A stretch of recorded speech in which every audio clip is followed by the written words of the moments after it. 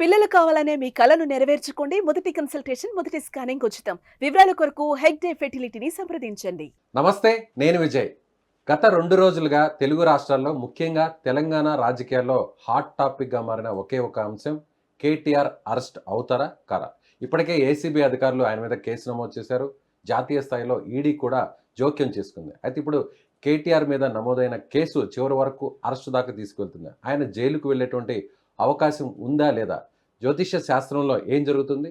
So నిజంగా ఆయన జాతకం ఎలా ఉంది? దీని గురించి మాట్లాడడానికి మనతో పాటు ఉన్నారు జ్యోతిష్య పండితులు కృష్ణసూది గారు. నమస్తే గురుగారు. నమస్కారం అండి. కేటీఆర్ గారి జాతకం ఎలా ఉంది?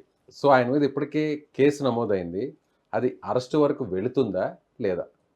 ఇప్పుడు ఏమైందంటే రాజకీయాల్లో ఏ రాష్ట్రంలో అయినా సరే ప్రతిపక్షంలో ఉన్న వాళ్ళ మీద కేసులు పెట్టడం కానివ్వండి, ప్రతిపక్షంలో ఉన్న వాళ్ళని అరెస్ట్ చేయటం కానివ్వండి, ఇది కామన్గా జరుగుతున్న పరిస్థితిగా మారింది. అంటే రాజకీయాలు ఒక రకంగా హుందాతనం నుంచి దిగజారిన పరిస్థితి చాలా చోట్ల కనబడుతుంది. అయితే వ్యక్తిగత జాతక విశ్లేషణకు వచ్చినప్పుడు కేటీఆర్ గారి జాతకానికి ప్రస్తుతం గురు సంబంధమైనటువంటి బలం చాలా ఇబ్బందికరంగా ఉంది. గురుబలం తక్కువగా ఉంది. గురువు గోచారంలో ఆయనకి రాశి నుంచి వ్యయ స్థానంలో సంచారం చేయటం, అదేవిధంగా ఆయన జాతకంలో ఉన్నది కూడా కాలసర్పదోషం. కాలసర్పదోషం ఉంది. కాలసర్పదోషం వల్ల ఏంటంటే ఆయన జాతకరీత్యా వచ్చేసి ఎంత బలీయంగా ముందుకు వచ్చినా ఏదో ఒక శక్తి ఆయన ఒక అడుగు వెనక్కే తీసుకెళ్తుంది.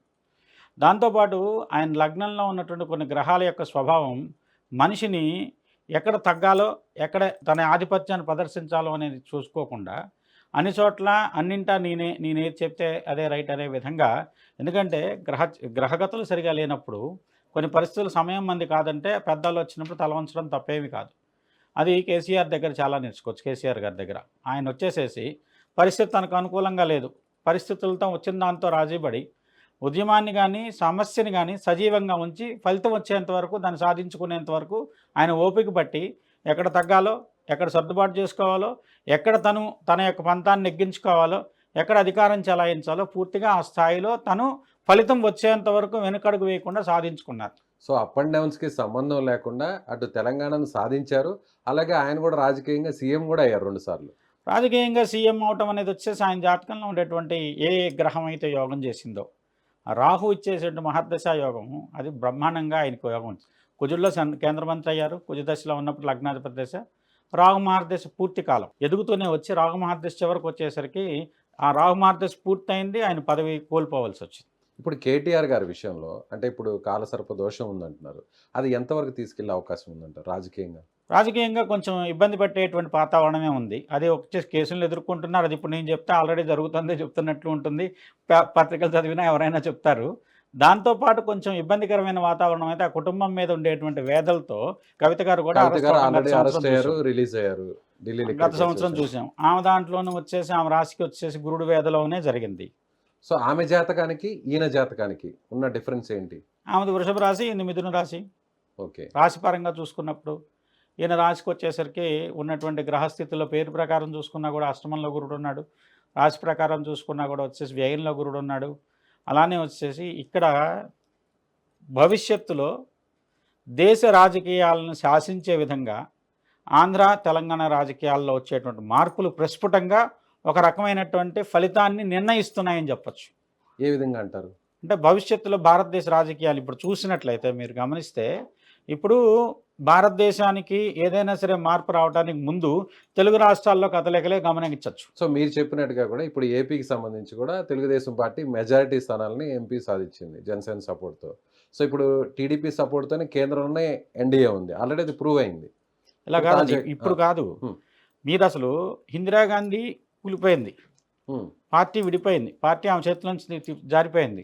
ఇందిరా కాంగ్రెస్గా కొత్త పార్టీ పెట్టుకుంటూ వచ్చారు. అప్పుడు ఆంధ్ర ప్రాంతం నుంచే తనకి ఆమెకు సంబంధించినటువంటి నిధులు కానివ్వండి, ఆమెకు సంబంధించిన సహకారంగానే అందింది. అలానే దేశ రాజకీయాలను ఎన్టీఆర్ గారు వచ్చినప్పుడు ఆయన పెట్టిన తెలుగుదేశం పార్టీ నేషనల్ ఫ్రంట్ అధ్యక్షుడిగా ఆయన చేసింది కానివ్వండి, తర్వాత కాలంలో చంద్రబాబు నాయుడు గారు తిప్పినటువంటి ఆయన చేసిన పనుల వల్ల కానివ్వండి రాష్ట్ర రాజకీయాలు దేశ రాజకీయాలను ప్రభావితం చేసినాయి.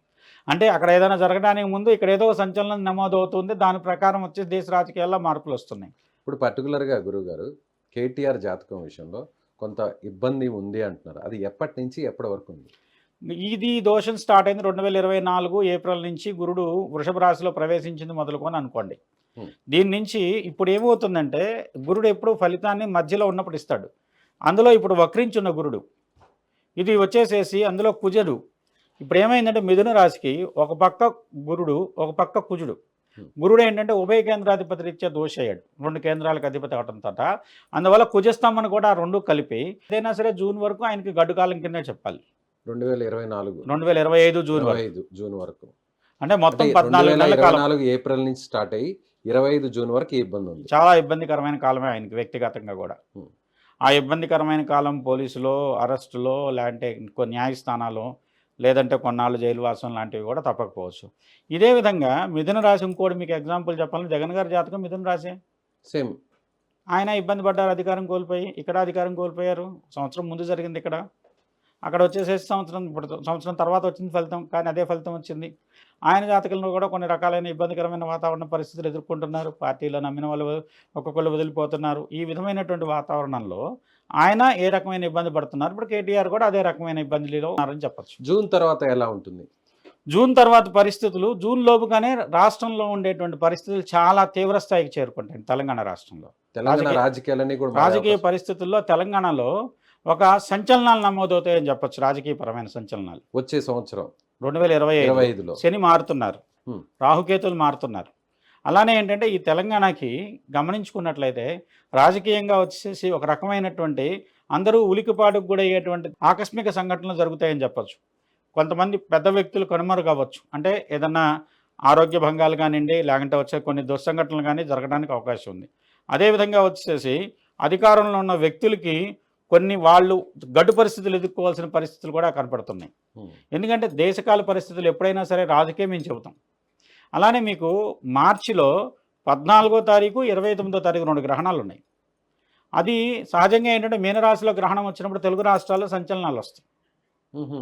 అలా ఏంటంటే 29వ తారీఖు ఉన్న గ్రహణం తెలుగు రాష్ట్రాలు ప్రభావితం చేసే గ్రహణం కింద చెప్పచ్చు. అది పర్టికులర్గా తెలంగాణ మీదే దాని ఇంపాక్ట్. తెలంగాణ ఎక్కువగా ఏంటంటే మీరు గమనిస్తే హైదరాబాద్ సెంట్రలైజ్డ్గానే ఉన్నాయి. పూర్వకాలం నుంచి కనుక ఆంధ్రప్రదేశ్, ఆంధ్రాలో జరిగిన ఉద్యమం, ఉమ్మడి రాష్ట్రంగా ఏర్పడటం, వీటన్నిటికీ సెంట్రలైజ్డ్ పాయింట్ ఏంటంటే హైదరాబాద్ సెంట్రలైజ్డ్గానే రాజకీయాలు, దక్షిణ భారత రాజకీయాలు చాలా వరకు ప్రభావితమైనవి. అలానే ఏంటంటే ఈ హైదరాబాద్ రిలేటెడ్గా జరిగేటువంటి ఏదైతే సెంటర్ ఉందో దీన్ని ఏమంటామంటే మేము క్షేత్రలగ్నం అంటాం.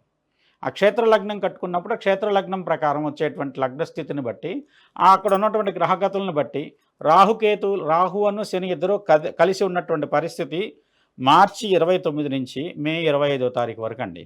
ఆ 2 నెలలు రాష్ట్ర పరిస్థితుల్లో వచ్చేటువంటి మార్పులు కానివ్వండి, అలానే సంచలనాలు కానివ్వండి, దేశ రాజకీయాలను ప్రభావితం చేస్తాయి.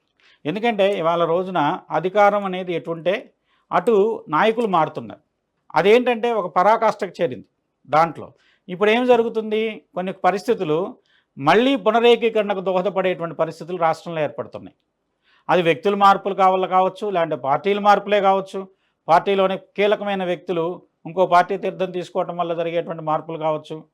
అలాంటి వాటి వల్ల వ్యక్తుల పరంగా ఇబ్బంది ఉంటుంది, పార్టీల పరంగా ఇబ్బంది ఉంటుంది. ఇవాళ వరకు చక్రం తిప్పుతుంది ఒక పార్టీ అనుకోండి, మారినటువంటి ఈక్వేషన్లో ఆ పార్టీ అధికారం కోల్పోయి వ్యక్తులు ఉండేసేసి అదే వ్యక్తులు వేరే పార్టీ ద్వారా అధికారాన్ని పొందొచ్చు. అలా కూడా జరుగుతుంది, అలా కూడా జరగచ్చు. ఓకే, గత కాలంలో మహారాష్ట్రలో చూసినటువంటి పరిస్థితులు. అక్కడ బీజేపీ శివసేన కలిసి ఉన్నాయి. సో శివసేన బయటకు వచ్చేసి ఎన్సీపీతో కలిసి గవర్నమెంట్ ఫామ్ చేసింది. బీజేపీ అನ್ನು శివసేనలో ఒక వర్గం. సో ఆ తర్వాత మళ్ళీ ఏం చేసింది, శివసేనలో ఒక వర్గం చీలి, ఎన్సీపీలో ఇంకొక వర్గం చీలి, బీజేపీతో కలిసి గవర్నమెంట్ ఫామ్ చేసి మళ్ళీ తిరిగి అదే కూటమి అధికారంలోకి వచ్చింది. ఇప్పుడు జరగనటువంటి రాజకీయాలు అక్కడ మహారాష్ట్రలో జరిగినాయి. ఇప్పుడు అదే ఉంటుంది ఇక్కడ తెలంగాణ. అలాంటి వాతావరణం కూడా ఏర్పడచ్చు. ఇప్పుడు ఇదమిద్దంగా జ్యోతిషం ఏం చెబుతుందంటే అండి, కొన్ని సంఘటనలు నమోదవుతాయి, వ్యక్తుల జాతకంలో కొన్ని మార్పులు జరుగుతాయి. ఇదే జరుగుతుంది అని చెప్పడానికి ఉన్నా కూడా కొన్ని పరిస్థితులు, కొంతమంది వ్యక్తులు కొంచెం దీని విషయంలో ఏంటంటే వాళ్ళకేదో జాగ్రత్త పడే అవకాశం ఉంటుంది కదా. అలానే ఏంటంటే దేశంలో అరాచకాలు నమోదవడానికి శాస్త్రం ప్రోత్సహించకూడదు. దాంట్లో ఇలా అవకాశం ఉంది కాబట్టి జాగ్రత్త పడండి, ఇలాంటి ఈ రకమైనటువంటి జాగ్రత్తలు తీసుకున్నట్లయితే అలాంటి అరాచక పరిస్థితులు కాకుండా కొంచెం రకమైనటువంటి న్యాయపరమైనటువంటి కొన్ని మార్గాల ద్వారానే సాధించవచ్చు అని చెప్పచ్చు. అదేవిధంగా మీరు జూన్ వరకు ఇబ్బంది ఉంది అంటున్నారు, ఆ తర్వాత రాబోయేటువంటి 3 సంవత్సరాలు 4 సంవత్సరాలు ఎలా ఉంటుంది? ఇది సంఘటన ప్రభావితం చేసుకొని దేశ రాజకీయాల్లో కొన్ని చాలా సంచలనాలు నమోదవుతాయని చెప్పచ్చు. ఇప్పుడు మీరు కనుక అంటే దీనికి కాలజ్ఞానాన్ని కనుక గమనించినట్లయితే దాంట్లో వచ్చేసేసి ఆయన ఈ శని సంచారం ఒక రాశి ఒక గురుడు యొక్క సంచారం ఏ సంవత్సరం అయితే రాశిత్రయంగా నడుస్తాడు, అంటే ఒక సంవత్సర కాలంలో గురుడు ఒక రాశిలోనే ఉండాలి. కానీ 2025 ఏం జరుగుతుందంటే ప్రారంభంలో వృషభంలో ఉన్నాడు, జూన్ నుంచి మిథునంలోకి వెళ్తున్నాడు, అక్టోబర్కి ఏం జరుగుతుందంటే మీకు కర్కాటకంలోకి వెళ్తున్నాడు, మళ్ళీ వక్రించి వచ్చేసి మిథునంలోకి వస్తుంది. రాశిత్రయంగా ఒక సంవత్సర కాలంలో 3 రాశుల్లో గురుడు నడుస్తాడు. అది కంటిన్యూస్గా వచ్చేసి ఒక 4 ఏళ్ళు నడుస్తుంది అని చెప్తున్నాడు. ఇంకా చెప్పాలంటే శని అంత్యరాశికి చేరుతున్నాడు. అంటే మీనరాశిలో శని సంచారం కూడా కొన్ని వర్గాలకు నాశనాన్ని సూచిస్తున్నది, కొన్ని ఇబ్బందులను సూచిస్తుంది. అలాంటి పరిస్థితుల్లో శని యొక్క ప్రభావం అధికంగా ఉన్న జాతకాలు, కేటీఆర్ గారి జాతకం కూడా అలాంటి జాతకం అని చెప్పచ్చు. మీరు ఇందాక ఒక మాట అన్నారు గురువు గారు, ఏదైతే కవిత గారి విషయంలో ఆమెది వృషభ రాశి అయితే ఆమెకి గురుబలం తక్కువ ఉంది కాబట్టి ఆమె కూడా జైలుకి వెళ్ళి అంటున్నారు. అంటే వీరిద్దరి జాతక ప్రభావంతోనే వీరికి గడ్డు పరిస్థితులు ఉంటాయి, లేదంటే కేసీఆర్ జాతకం ఏమన్నా దీని మీద ప్రభావం కాదండి, వాళ్ళ చూపి వ్యక్తిగత జాతకంలో దొరకకపోతే భార్య జాతకం ఏంటి, పిల్లల జాతకం ఏంటి చూస్తాం. వ్యక్తిగత జాతకంలో కేసీఆర్ గారి జాతకం బాగుంది. కేటీఆర్ జాతకంలో కూడా రాహుదశ పూర్తయింది, ఇప్పుడు గురు మహర్దశ నడుస్తుంది. ఓకే. గురువు బాగున్నాడు, ఆయనకి గురుడు యోగం చేసి. కాకపోతే ఇక్కడ ఆయుష్పరమైనటువంటి గండాలు ఉన్నాయి. ఆహా. ఇప్పుడు శని మారితే మార్చి 29 శని మారితే ఆశ్లేష నక్షత్రం కర్కాటక రాశి, అది కేసీఆర్ గారి జన్మజాతకం. ఆ కర్కాటక రాశి నుంచి శని అష్టమంలో ఉన్నాడు, అష్టమంలోంచి భాగ్యంలోకి వెళ్తాడు. అంటే వేద శని వేద తొలుగుతుంది. దానివల్ల ఏంటి, భాగ్యంలోకి వచ్చేసేసి శని మారినప్పుడు ఇప్పటి వరకు 2.5 సంవత్సరాల పాటు గడ్డు పరిస్థితులు ఇచ్చాడు ఆయనకి. ఆ 2.5 సంవత్సరాల పాటు ఉన్నటువంటి గడ్డు పరిస్థితుల నుంచి ఓ రకమైనటువంటి రిలీఫ్ వస్తుంది. అది ఏంటి, వ్యక్తిపరమైనటువంటి ఆయుష్ కానివ్వండి, ఆరోగ్య స్థితిగతులన్నీ సహకరించినప్పుడు. ఇక్కడ మహర్దశ ప్రకారం గురుదశ భుక్తి ఎవరికైనా కొంచెం దశాచిత్రం అంటాం. అంటే రాహు మహర్దశ పూర్తయి గురుదశ ప్రారంభమైనప్పుడు గురు మహర్దశలో గురు అంతర్దశ స్వదశాభుక్తి కూడా అంత పెద్ద యోగం ఇవ్వదు. ఎప్పుడైతే గురుదశాభుక్తి కూడా పూర్తయ్యి మొన్న 2024 సెప్టెంబర్ అక్టోబర్ నుంచి ఆయనకు గురు మహర్దశ ప్రారంభమైంది. అది 2 సంవత్సరాలు 8 నెలల పాటు నడుస్తుంది. అది పూర్తయి గురుల్లో శని అంతర్దశ వచ్చినప్పుడు ఆ కేసీఆర్ గారి జాతకంలో మళ్ళీ గొప్ప యోగాలు ప్రారంభం అవుతాయని చెప్పచ్చు. దాంతోపాటు ఇక్కడ ఇప్పుడు మీకు పార్టీలు అసలు నిజంగా చెప్పాలంటే ఎప్పుడైతే తెలంగాణ రాష్ట్ర సమితి భారత రాష్ట్ర సమితిగా మారిందో అక్కడే వాళ్ళు వచ్చేసేది. అదే ఇది మీరు గమనిస్తే 2023 ఫలితాల్లో నేను మాట్లాడాను మీతోనే, మీ ఛానల్తోనే మాట్లాడినప్పుడు ఇది అధికార మార్పు తథ్యము అని ఒక మాట చెప్పాను. దానికి కారణాలు కూడా విశ్లేషణ చేశాం. అంటే ఇక్కడ ఏమైందంటే ఒక పేరుతో ఒక రకమైనటువంటి యోగం ఉంది. ఆ యోగాన్ని ఏంటంటే బుద్ధి కర్మానుసారిని అంటాం. మన బుద్ధి మన కర్మని ఫలితాన్ని శాసిస్తుంది. దాని విధంగా వాళ్ళ పేరు మార్చుకున్నారు. సో భారత రాష్ట్ర సమితిగా అక్కడతోనే పతనం అయింది, బీఆర్ఎస్ కు మారింది. చాలా వరకు పతనం అక్కడే జరిగింది. ఒకవేళ పేరు మారిస్తే ఏమన్నా ప్రభావం మారే అవకాశం ఉందంటారా? ఇవన్నీ ఏంటంటే ఇప్పులు బట్టలు మారినప్పుడు దాని గురించి ఆలోచించవచ్చు. ఎందుకంటే అంటే ఇప్పుడు ఒక జాతకం ఉంది, ఎల్లకాలం అదే రాజ్యం చేస్తుంది అనుకుంటే మన ఆశ జరగాలని కోరుకోవటం. ఎందుకంటే మనం చాలా పెద్ద పెద్ద రాజకీయ నాయకులను చూసాం, వాళ్ళ జీవితంలో ఉత్థాన పతనాలు చూసాం. ఇక్కడ కేసీఆర్ గారి జాతకంలో అత్యంత మహోన్నత కాలమైన రాహు ఇచ్చాడు.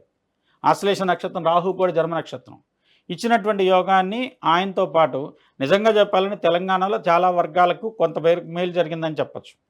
అంతోపాటు వాళ్ళ కుటుంబ పరిస్థితులు కానివ్వండి, ఇంట్లో అందరూ పదవులు తీసుకోవడం తెలంగాణలో వ్యక్తిగతమైనటువంటి ఒక రకమైన కుటుంబం మీద ద్వేషాన్ని కూడా కలిగించింది జనాల్లో.